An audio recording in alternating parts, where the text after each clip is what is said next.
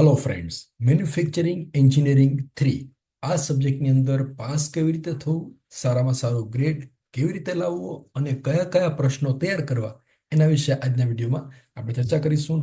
મિત્રો, મારું નામ છે ડોક્ટર એસ એસ સોનીગ્રા અને ME3 સબ્જેક્ટની અંદર ક્વેશ્ચન પેપરની સ્ટાઇલ જે છે એ રૂટીનમાં હોય છે એવી જ હશે. Question number 1 ABC or 1C, 2 ABC or 2 or ABC and so on, right. અને એની અંદર અત્યારે આપણે ટોટલ ક્વેશ્ચન્સ ચેપ્ટર વાઇઝ જોવા માટે જઈ રહ્યા છીએ. અને આખા ક્વેશ્ચન પેપરની અંદર 7 માર્ક જે છે એ સી ના હશે, એ ના 3 માર્ક અને બી ના 4 માર્ક. ક્યારેક એવું પણ બની શકે કે સી જે છે એ 3+1 4માં કન્વર્ટ થાય, એમાં સ્પ્લિટ થઈ શકે છે. તો ઓવરઓલ આખા ક્વેશ્ચન પેપરની અંદર 28 થી 35 ક્વેશ્ચન હોઈ શકે છે. એટલે લમસમ એવું લઈએ કે 30 ક્વેશ્ચન છે એ જીટીયુના પેપરની અંદર પૂછાવાના છે. તો અત્યારે તમને ચેપ્ટર વાઇઝ હું ક્વેશ્ચન આપીશ અને એ એટલા ક્વેશ્ચન તૈયાર કરશો એટલે આ 30 ક્વેશ્ચન છે એ એમાંથી જ પૂછાશે. આ સિલેબસ જે છે એની અંદર 6 ચેપ્ટર્સ છે. બધા ચેપ્ટરનું વેઇટેજ અહીંયા આપેલું છે. અને પેપરની અંદર જે 30 ક્વેશ્ચન પૂછાવાના છે એ ધ મોસ્ટ આઈએમપી ક્યાં છે એ પણ આપણે જોઈશું. અને આખા સિલેબસની અંદર કેટલા ક્વેશ્ચન છે એ પણ જોવાના છે. એટલે સ્ક્રીન ઉપર લગભગ 80 થી 90 ક્વેશ્ચન આવશે. એની અંદરથી કયા 40 ક્વેશ્ચન તૈયાર કરવાના એ હું એક્સપ્લેન કરતો જઈશ. કારણ કે નહીંતર એવું થશે કે કેટલાક ટોપિક રહી જાય તો ત્યારે સ્ક્રીન ઉપર બધા જ ક્વેશ્ચન હશે, પણ કયો ક્વેશ્ચન વધારે એમપી છે, કયા ક્વેશ્ચનનું ઇમ્પોર્ટન્સ ઓછું છે એ હું એક્સપ્લેન કરતો જઈશ. અને આ બધા જ ક્વેશ્ચન તૈયાર કરશો તો એ અથવા એ બી ગ્રેડ આવશે. એના કરતાં 10 ક્વેશ્ચન ઓછા તૈયાર કરતા રહેશો તો BB, CC, DD એવી રીતે ગ્રેડ આવી શકે છે. કોઈ પણ 50 ક્વેશ્ચન તૈયાર કરશો એટલે 100% સારામાં સારા માર્ક સાથે તમે પાસ થઈ શકશો. ચેપ્ટર નંબર 1, જેનું ટાઇટલ છે ઇન્ટ્રોડક્શન ટુ મેન્યુફેક્ચરિંગ એન્જિનિયરિંગ. આ ચેપ્ટરની અંદર 3 ટોપિક સિલેબસની અંદર છે અને આ 3 ટોપિકમાંથી લમસમ 4 માર્ક્સના પ્રશ્નો પૂછાઈ શકે છે. તો એ પ્રશ્નો કયા છે એ આપણે જોઈએ. આ ક્વેશ્ચન એકદમ સિમ્પલ છે. એક વખત વાંચશો તો પણ યાદ રહી જશે એવા ક્વેશ્ચન છે. દાખલા તરીકે cutting speed, feed, depth of cut, any definition. આ બધાની વ્યાખ્યા લખો, જે આપણે અગાઉના સબ્જેક્ટમાં પણ ભણી ગયા છીએ. અને ફ્યુચરમાં પણ આ સબ્જેક્ટની કોઈ પણ સબ્જેક્ટની અંદર આ ટોપિક છે એ આવવાની સંભાવના છે. MRR એટલે કે material removal rate, cutting power, cutting time, machining tool. આ 7 ડેફિનેશન છે એ માત્ર આ સબ્જેક્ટ માટે નહીં, ઘણા બધા સબ્જેક્ટ માટે પણ અગત્યની છે. અને કોમ્પિટિટિવ એક્ઝામની અંદર પણ આ ટોપિક જે છે એના માટે પણ અગત્યનો છે. એટલે એ તો આપણને આવડવો જ જોઈએ. Question number 2, describe, explain or write short note on tool signature.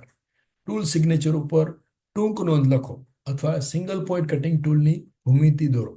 Draw tool signature, the most IMP question. અત્યારે સ્ક્રીન ઉપર જે 2 ક્વેશ્ચન દેખાય છે એની અંદરથી એક ક્વેશ્ચન જીટીયુના પેપરની અંદર 100% પૂછાવાનો છે. Right. Question number 3, draw tool geometry of twist drill and milling cutter. મિત્રો, આ ટૂલ જીઓમેટ્રી જે છે, ટ્વિસ્ટ ડ્રીલ અને મિલિંગ કટર, એ તમે માત્ર એક વખત જોઈ લેશો કે મિલિંગ કટર કેવું હોય, ટ્વિસ્ટ ડ્રીલ કેવી હોય, પછી એની અંદર બધા નામ યાદ ન રહે તો કંઈ વાંધો નહીં. લમસમ એક લાઇન સ્કેચ યાદ રાખી લેવાનું, જેવું દોરાય એવું. આ જ્યારે પૂછાય ટ્વિસ્ટ ડ્રીલ તો ગમે તેવી નાનકડી ફિગર છે એ ડ્રો કરી દેવાની. એટલે 3 કે 4 માર્ક્સ હશે તો એની અંદર માર્ક્સ મળવાની સંભાવના છે. એમાં યાદ રાખવાનું ઓછું છે, ટાઈમ ઓછો બગડશે અને માર્ક્સ જે છે એ વધારે છે. તો આટલું તમે તૈયાર કરશો એટલે પહેલા ચેપ્ટરના 4 માર્ક કરતાં વધારે પૂછાશે તો એ કન્ફર્મ થઈ જશે. ચોથો ક્વેશ્ચન છે explain to life with equation or discuss how cutting speed, feed and depth of cut or effect on the to life and productivity. જો આ જે ટુ લાઈફનું સમીકરણ છે એ સમજાવવાનું અહીંયા પૂછાવેલું છે. અથવા એવી રીતે પૂછાય કે ટુ લાઈફ અને પ્રોડક્ટિવિટી ઉપર કટિંગ સ્પીડ, ફીડ અને ડેપ્થ ઓફ કટની અસર સમજાવો. આ બંનેનો આન્સર લગભગ સિમિલર આવશે. કટિંગ ટૂલની લાઈફ છે કેવી રીતે બદલાય છે based on speed, feed and depth of cut. State knowledge, skills required for shop floor supervision in machine shop. Machine ટૂલમાં શોપ ફ્લોર દેખરેખ માટે જરૂરી જ્ઞાન અથવા કૌશલ્ય દર્શાવો. Explain the role of manufacturing engineering in development of the country. દેશના વિકાસ માટે મેન્યુફેક્ચરિંગ એન્જિનિયરિંગની ભૂમિકા સમજાવો. તો મિત્રો, 5મો અને 6ઠ્ઠો ક્વેશ્ચન છે એ આમ જોતા નોન ટેકનિકલ છે. માત્ર એક વખત વાંચેલું હોય તો એનો આન્સર તમારા શબ્દોમાં તમે લખી શકો છો. એમાં નાના મોટા ગપ્પા પણ મારી શકો છો, અથવા તો એવું કન્ટેન્ટ લખી શકો છો કે જે આ ટોપિકને રિલેટેડ હોય પણ બુકમાં આપેલું ના હોય. એકવાર તમે વાંચી લેશો બુકમાં એટલે આ બંને ક્વેશ્ચન છે, પાંચમો અને છઠ્ઠો, એ આપણને એકદમ સરળતાથી યાદ રહી જશે કે દેશના વિકાસમાં મેન્યુફેક્ચરિંગ એન્જિનિયરની ભૂમિકા શું છે. તો એ તો તમે એમનો વાંચ્યા વગર પણ કાંઈક વિચારીને લખી શકો છો. Now chapter number 2, gear manufacturing and finishing process. આ ચેપ્ટરમાંથી 14 માર્ક્સના પ્રશ્નો પૂછાઈ શકે છે. 6 ટોપિક જે સ્ક્રીન ઉપર આપેલા છે એ એની અંદર સિલેબસની અંદર છે. તો આ ચેપ્ટર તો ખાસ કરવાનું જ છે, કારણ કે એની અંદર ટોપિક ઓછા છે, ક્વેશ્ચન ઓછા છે અને માર્ક્સ વધારે છે. તો એની અંદર કયા પ્રકારના પ્રશ્ન પૂછાશે આપણે જોઈએ. Question number 1, explain types of gears and their application. ગિયરના પ્રકારો અને તેના ઉપયોગો સમજાવો. Don't forget to draw a small figure. દરેક ક્વેશ્ચનની અંદર ક્યાંક ને ક્યાંક નાનકડી ફિગર પણ આવતી હશે, તો એ તો પહેલા જ ડ્રો કરવાની. નાનકડી ફિગર ડ્રો કરી દો, પછી એનો આન્સર છે એ લખવાનો રહેશે. Question number 2, classify gear manufacturing process. Gear ઉત્પાદનની પ્રક્રિયાનું વર્ગીકરણ કરો. List or explain gear generating and gear forming process. Gear generating અને ગિયર ફોર્મિંગ પ્રક્રિયા સમજાવો અને તેની યાદી બનાવો. ક્વેશ્ચન નંબર 2 અને 3 most IMP. State the difference between gear generating and gear forming process. એટલે આગળનો જે ત્રીજો ક્વેશ્ચન છે એ તૈયાર કરશો એટલે ચોથો ક્વેશ્ચન ઓટોમેટિક તૈયાર થઈ જશે. આ બે વચ્ચેનો તફાવત સમજાવવાનો છે. Which elements are controlled during gear generating process. Gear generating પ્રક્રિયા દરમિયાન કયા તત્વો નિયંત્રિત થાય છે. તો આ ક્વેશ્ચન જે છે પાંચમો, એ પણ ત્રીજા ક્વેશ્ચનની અંદર આવી જશે. Gear શાર્પનિંગ is generating process, justify the statement. Gear શાર્પનિંગ છે એ જનરેટિંગ પ્રક્રિયા છે, આ નિવેદનને યોગ્ય ઠરાવો. તો આ પણ તમે સિમ્પલ ક્વેશ્ચન છે એ લખી શકશો. Write short note or advantages and disadvantages. ટૂંકી નોંધ લખો અથવા ફાયદા અને ગેરફાયદા લખો, એવી રીતે પૂછાય. Gear milling machine, gear hobbing machine, gear shaping machine. આ ત્રણમાંથી એક ટૂંક નોંધ 100% જીટીના પેપરની અંદર પૂછાશે. ટૂંક નોંધ પૂછાશે અથવા એના એડવાન્ટેજીસ અથવા એના ડિસએડવાન્ટેજીસ. તો મિત્રો આ 7 ક્વેશ્ચન તૈયાર કરશો એટલે 14માંથી લગભગ 7 થી 8 માર્ક્સ જે છે એ એની અંદરથી પૂછાશે. એના પછીના ક્વેશ્ચન પણ છે. Question number 8, compare gear milling and gear broaching process. Gear milling અને ગિયર બ્રોચિંગ પ્રોસેસની સરખામણી કરો અથવા explain gear milling or gear broaching process. State advantages, merits and demerits of gear broaching process. એટલે gear broaching process ના ફાયદા અને ગેરફાયદા લખો. gear milling process, gear shaping process and so on. આ ત્રણમાંથી એક પૂછાવાની પૂરેપૂરી સંભાવના છે. Explain with neat sketch or compare gear hob and gear shaping cutter. gear hob અને gear shaping cutterની આકૃતિ દોરી અને સમજાવો અથવા બંને વચ્ચેનો તફાવત લખો અથવા બંનેની સરખામણી કરો. List gear cutting parameters for given material. આપેલ સામગ્રી માટે ગિયર કટિંગના પેરામીટર સમજાવો. Name gear finishing methods and need of gear finishing. Gear ફિનિશિંગની જરૂરિયાત જણાવો અને તેની પદ્ધતિઓ લખો. અથવા એવી રીતે પૂછાય, why gears are being finished. ગિયરમાં ફિનિશિંગ શા માટે જરૂરી છે. મિત્રો કદાચ એવું બને કે આ ક્વેશ્ચન જીટીયુના પેપરમાં પૂછાય તો એનું ગુજરાતી આવી રીતે હોય, શા માટે ગિયર્સ સમાપ્ત થઈ રહ્યા છે. એવી સંભાવના એટલા માટે છે કે તમે ગૂગલમાં સીધું નાખો, ગૂગલ ટ્રાન્સલેટમાં કે why gears are being finished, એનું ફિનિશિંગ શા માટે જરૂરી. તો ગૂગલ ટ્રાન્સલેશન શું કરશે, એ આવી રીતે કરશે, શા માટે ગિયર સમાપ્ત થઈ રહ્યા છે. એટલે કદાચ કોઈ એક્ઝામિનર જે પેપર સેટર હોય એ સીધું ટ્રાન્સલેશન કરતા હોય તો આ પ્રકારની ભૂલ થયેલી હોવાની સંભાવના છે. તો at that time you have to read the English question. English version જે છે એ ઓથેન્ટિક ગણાય છે, એટલે ઇંગ્લિશ ક્વેશ્ચન પેપરની અંદર ઇંગ્લિશ ક્વેશ્ચન તો ખાસ વાંચવાનો છે. Explain gear grinding process. Gear grinding પ્રક્રિયા સમજાવો. તો મિત્રો આ 13 ક્વેશ્ચન તૈયાર કરશો એટલે 14 માર્ક્સ પૂરેપૂરા આપણને આવી શકે છે. ચેપ્ટર નંબર 3, રેપિડ પ્રોટોટાઇપિંગ, જેનું વેઇટેજ છે 14 માર્ક્સ અને માત્ર 4 ટોપિક આ ચેપ્ટરની અંદર તૈયાર કરવાના છે. અને એની અંદર એક્ઝામ્પલ કોઈ નથી આવતા, માત્ર થિયરી જ આવે છે. તો એ કયા કયા ક્વેશ્ચન છે એ હવે આપણે જોઈશું. Explain rapid prototyping in brief. Rapid પ્રોટોટાઇપિંગને ટૂંકમાં સમજાવો અથવા explain working principle of rapid prototyping. Rapid પ્રોટોટાઇપિંગનો કાર્ય સિદ્ધાંત સમજાવો. બેનો આન્સર સેમ આવશે. Classify rapid prototyping methods. Rapid prototyping મેથડની પદ્ધતિનું વર્ગીકરણ કરો. State advantages and limitations of rapid prototyping. Rapid પ્રોટોટાઇપિંગના ફાયદાઓ અને મર્યાદાઓ લખો. Mention applications of rapid prototyping. Rapid પ્રોટોટાઇપિંગના ઉપયોગો લખો. તો આ 4 ક્વેશ્ચન છે, એની અંદરથી 2 ક્વેશ્ચન મિનિમમ જીટીયુના પેપરની અંદર હશે. 4માંથી 2 ક્વેશ્ચન તો હશે જ, અને એક તૈયાર કરશો એટલે એમાંથી ઘણા બધા ઇન્ટર રિલેટેડ છે.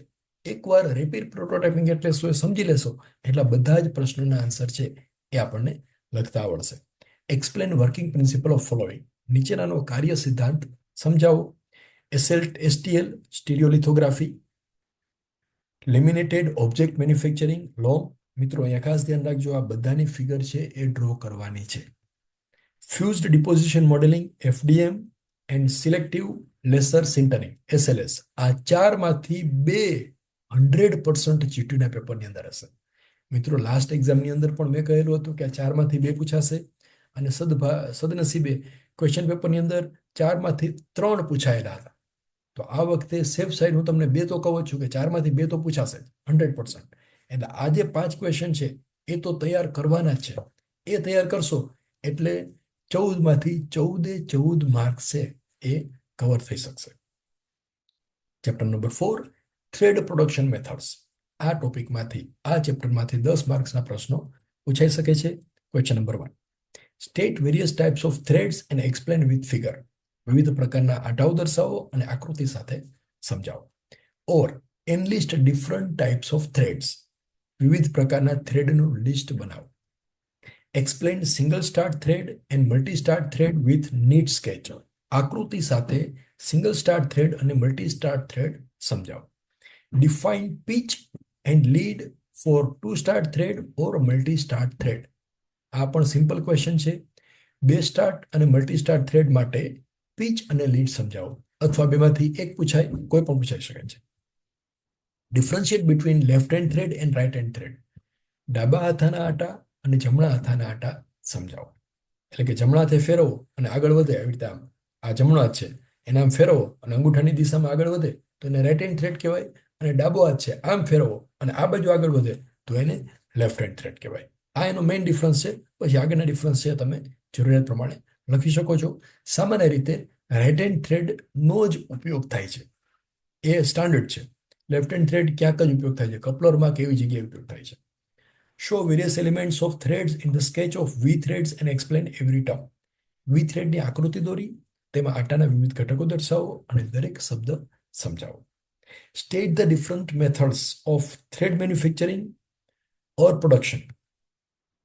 Explain thread cutting process operation with the neat sketch.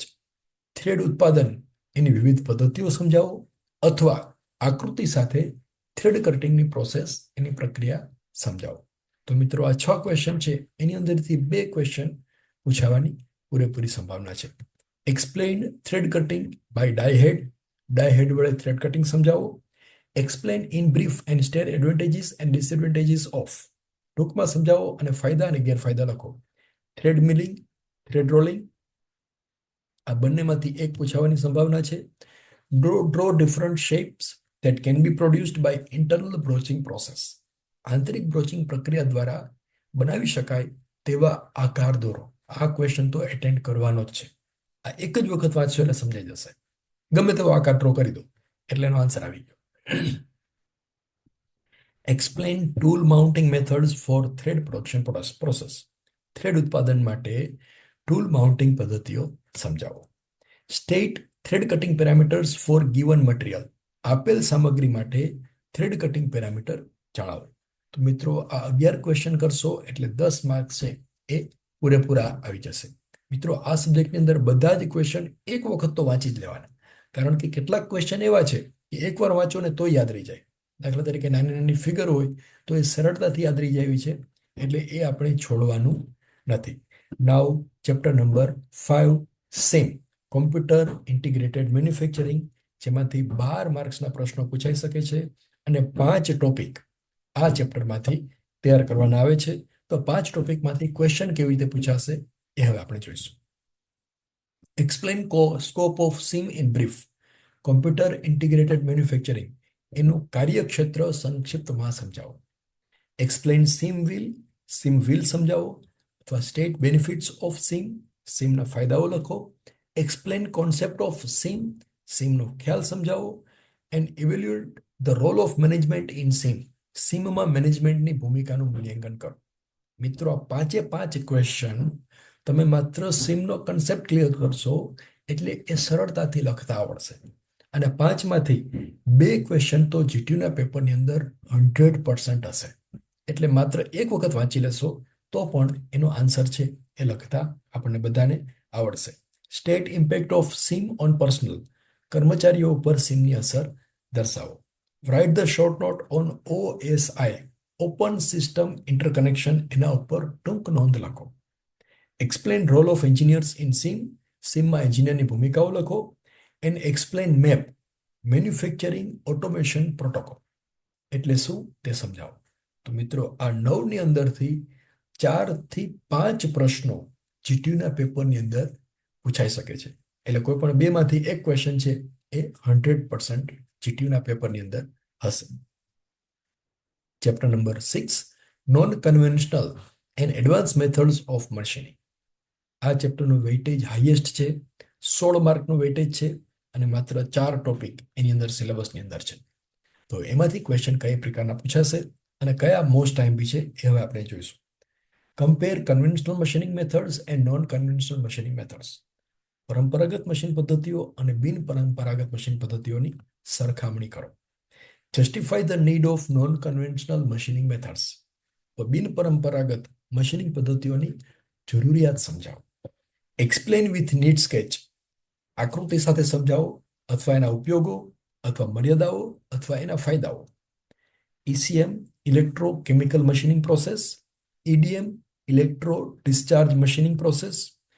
USM, ultrasonic machining. LBM, laser beam machining.